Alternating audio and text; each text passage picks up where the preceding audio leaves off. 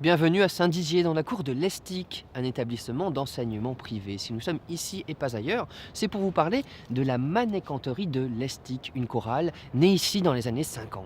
Elle est actuellement en train de répéter dans la chapelle, mais avant de vous présenter la génération 2015, voici la génération 69, année... Sans fausson et sans détour, Seigneur, nous marchons vers toi. fort de ton immense amour, Nous marchons vers toi. Rassemblés dans ton amour, Seigneur, soudés par la même foi. Même endroit, 46 ans plus tard. On a gagné des couleurs, des rides aussi. À une exception près, la petite Océane.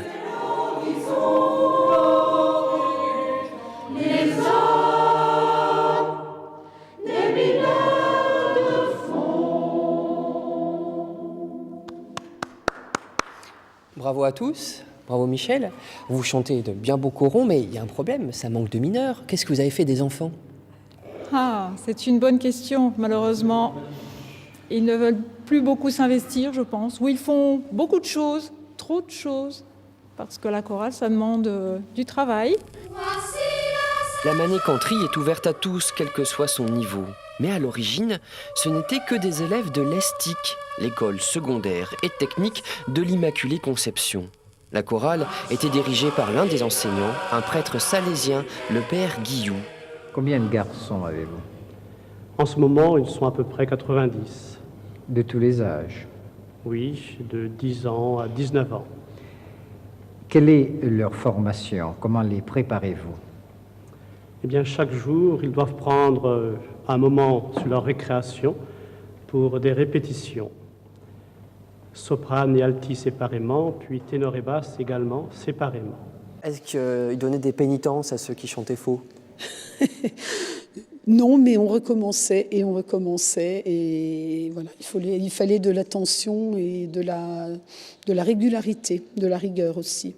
Est-ce que les enfants ont déjà essayé de faire des blagues au père Guilloux ? C'était pas recommandé. Il fallait pas manger de chewing-gum. Sinon, la gifle était garantie. C'était quelqu'un de très gentil, de très proche de ses élèves. Et franchement, tout le monde en a gardé un très très bon souvenir. C'était quelqu'un qui était strict, mais qui savait écouter les gens.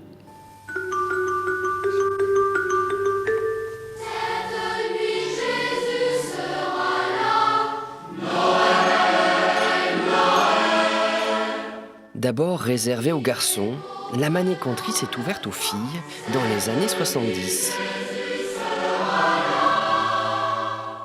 C'était ma première année à la Manécanterie et c'était un soir, en hiver, et c'était long, mais c'était un bon souvenir.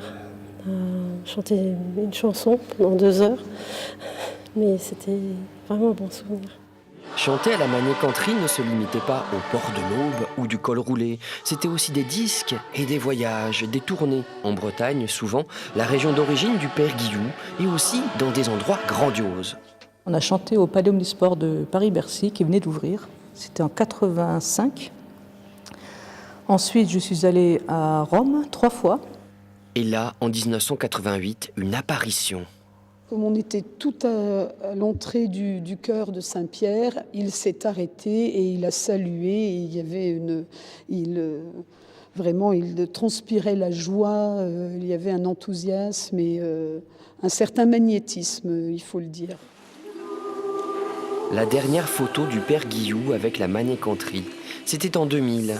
Aujourd'hui, la chorale chante aussi bien dans les maisons de retraite qu'à l'église Notre-Dame de Saint-Dizier, 2 fois par mois pour la messe du dimanche.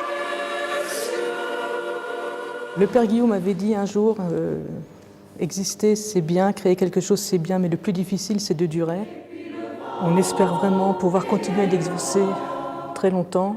Et pour ça, il nous faut trouver un chef de chœur. Un chef de chœur. Un chef de chœur, s'il vous plaît.